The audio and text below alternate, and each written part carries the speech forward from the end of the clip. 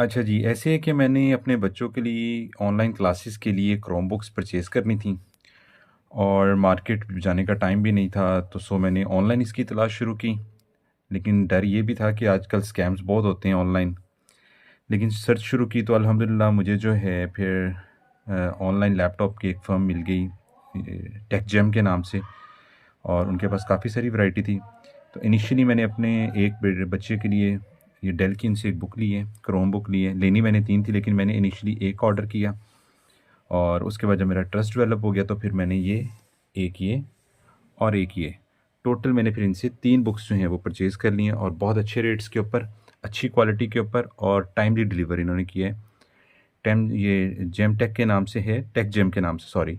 और मोहम्मद शायान होते हैं, आप उनसे रब्ता कर सकते हैं। बहुत अच्छी क्वालिटी और बहुत अच्छी प्रोडक्ट इन्होंने मुझे दी है और टाइमली दी है अच्छे रेट्स के ऊपर। सो मेरी तरफ से हाईली रिकमेंडेड है। Thank you.